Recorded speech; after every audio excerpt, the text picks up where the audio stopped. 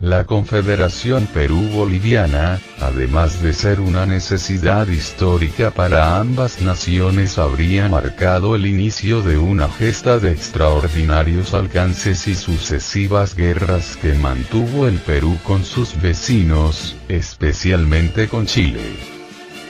Desgraciadamente, la ambición, la ignorancia, la traición y deslealtad para con nuestros pueblos pudieron más que afanes e ideales de Santa Cruz.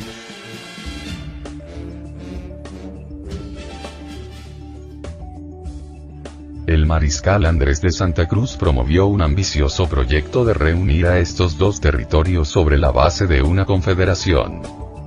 La Confederación Perú-Boliviana estuvo constituido por la unión de tres estados. El estado norperuano, conformado por los departamentos La Libertad, Amazonas, Lima y Junín.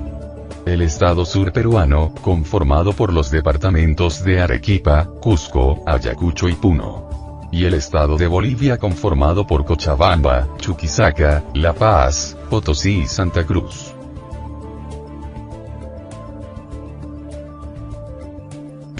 Siendo presidentes el general Luis Orbegoso en el estado norperuano, Pío de Tristán presidente del estado surperuano y Andrés de Santa Cruz presidente del estado de Bolivia. El 28 de octubre de 1836 Santa Cruz decretó oficialmente el inicio de la Confederación, se establecieron asimismo las banderas para cada estado y la bandera confederada. Esta última sería de color rojo por ser color común a las banderas peruana y boliviana.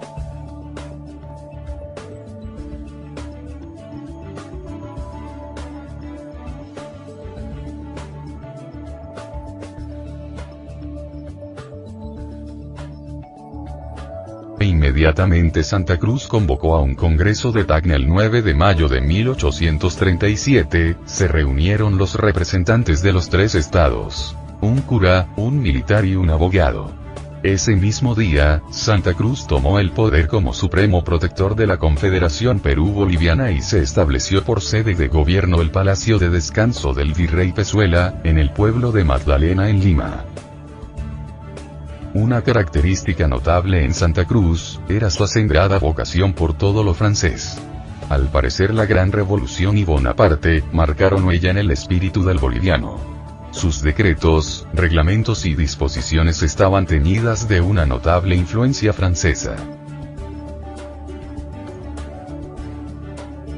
El desarrollo del capitalismo en Inglaterra y la consolidación de la burguesía comercial e industrial francesa en el gobierno, fueron considerados por Santa Cruz como la brújula que debía conducir los destinos de los países liberados por Bolívar. Por eso la labor administrativa y educacional de Santa Cruz, estuvieron impregnados de esos ideales. Acerca de Santa Cruz, Basadre comenta: muchas páginas ocuparía la lista de las disposiciones adoptadas por Santa Cruz para organizar el aparato administrativo de Perú. En el ramo de Hacienda podemos destacar el Reglamento de Comercio, que trajo en medio de sus errores, frutos de la época, grandes bienes. Lo mismo que su complemento, el Reglamento de Aduanas. El cuidado administrativo se extendió hasta los servicios departamentales y con mengua del centralismo, crecieron el progreso y el ornato de las regiones. El Estado, a falta de un reglamento general de instrucción, mantuvo reglamentos particulares en las escuelas y colegios públicos de Lima, los cuales fueron utilizados como modelo en sus similares de provincia. La enseñanza en las escuelas lancasterianas era gratuita, no se cobraba ninguna especie de matrícula o pensión y además el Estado se hacía cargo del costo de los materiales necesarios para la enseñanza. Desde pizarras hasta la publicación de textos.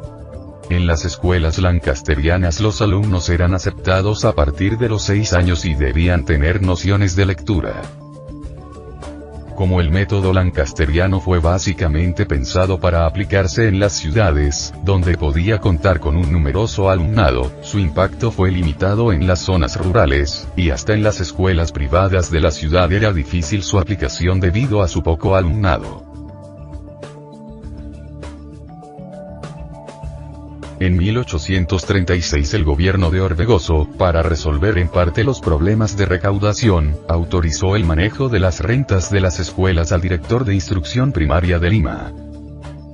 Esta medida duró poco porque al instalarse la Confederación Peruano-Boliviana, se creó para cada departamento la Administración Central de las Rentas de Beneficencia y Educación Pública, con el objetivo de centralizar los fondos recaudados de estos ramos, su distribución y de seguir los juicios por deudas.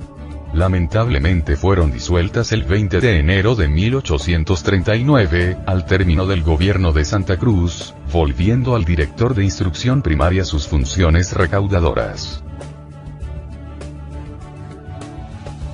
Con Santa Cruz, en 1836, se estableció la Dirección General de Instrucción y el 28 de noviembre de 1836 promulgó el Reglamento General de Instrucción Pública para Escuelas Primarias, que constaba de 7 capítulos y 39 artículos, donde se determinaba el tipo y número de escuelas, se regimentaban las escuelas normales, las escuelas centrales de distritos, las condiciones de los preceptores, las obligaciones de los discípulos, las funciones de los directores, la distribución de útiles, se individualizaba el Colegio San José y se daban algunas disposiciones transitorias.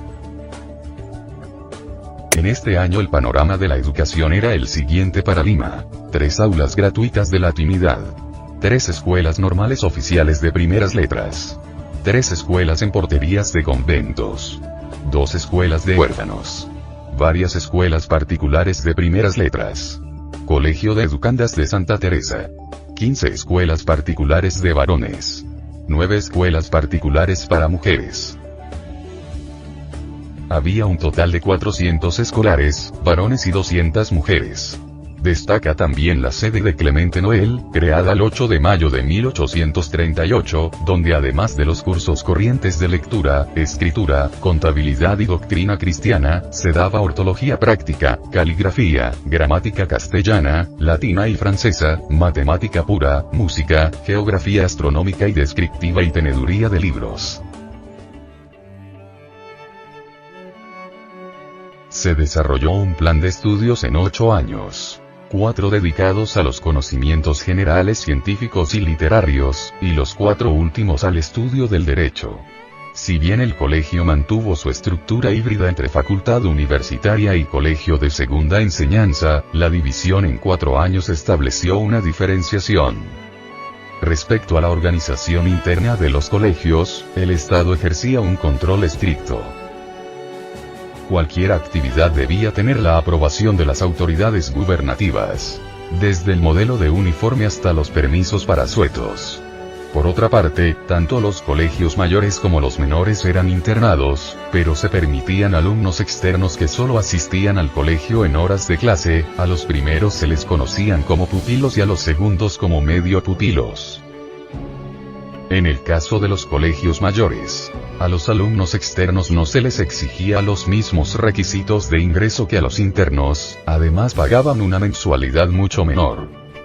También existían alumnos que pagaban una mínima pensión y eran internos a cambio de realizar labores domésticas. Los manteístas, y por otra parte, los supernumerarios, alumnos internos gratuitos de familias pobres.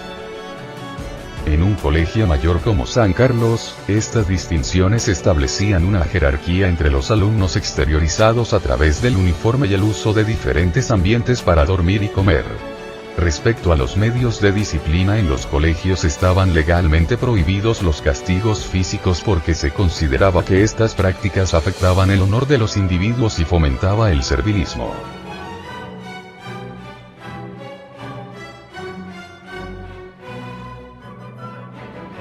Vencido Santa Cruz y destruida la Confederación, se impuso la necesidad de borrar de la historia todo lo que significase el recuerdo del indio, Santa Cruz. La restauración significó un duro golpe para la unificación de ambas naciones, pero también el advenimiento de una etapa de anarquía y desorganización en educación.